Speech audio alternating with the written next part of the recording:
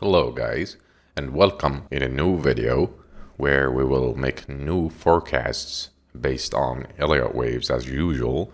And today we will talk about the dollar-yen pair to see what's going on the weekly chart and the possibilities based on the patterns in front of us. So in the beginning, as you can see, we have a bullish impulse wave with clear subwaves, then a contracting triangle pattern A, B, C, D, E.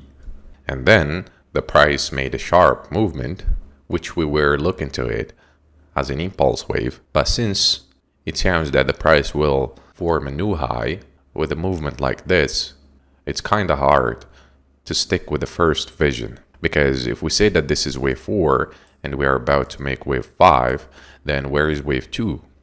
If you tell me that this is wave 2, then it's too small compared with this wave 4, which make us think that this wave may not be from the same degree of this possible wave 4. They are not balanced at all.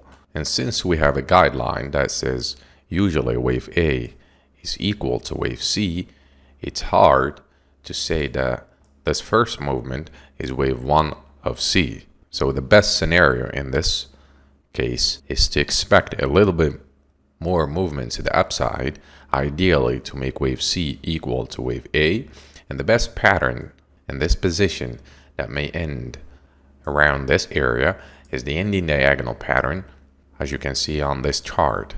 So we can expect more movement to the upside that includes overlaps like this to make wave 4 and then wave 5 that ends ideally from 170.012. So if that happens, then we see a break ender like this, then we will expect a bearish movement to the downside through wave X or wave B, since this zigzag is representing wave A or W. So as initial target for this possible bearish wave is going to be the lower boundary of this price channel. That's about it for the dollar-yen pair.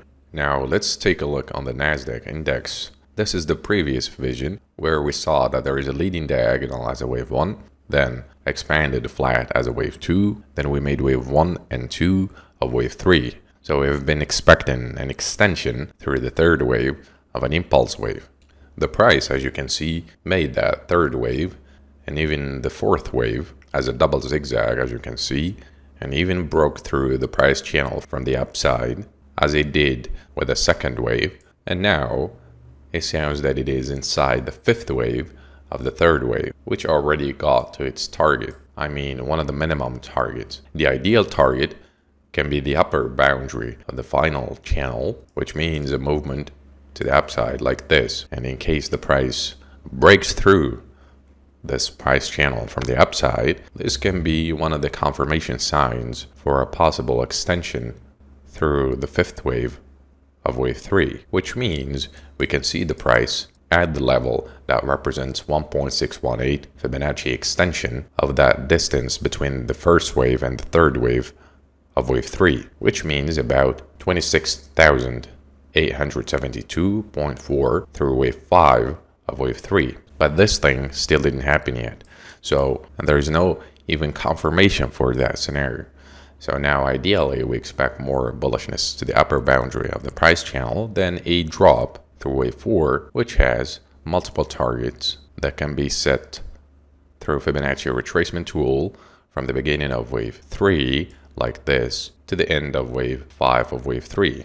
Wave 5 of 3 still didn't end yet, as I said, but when it ends, we put the upper side of this Fibonacci retracement just on it. So in that case, the lower boundary of this channel will be the first target, as it is compatible with a level that represents 0.236. And if the price breaks this channel, then we will expect more decline, ideally to the zone between 50% and 38.2% of wave 3, which is compatible with the price range of wave 4 of wave 3 that represents a support for the fourth wave according to the depth guideline. Anyway, if we see a deep drop like this, it shouldn't break this level, as wave 4 and wave 1 shouldn't overlap according to one of the essential laws that arrange the impulsive structures. Anyway, we will deal with the bearish wave as a temporary decline before seeing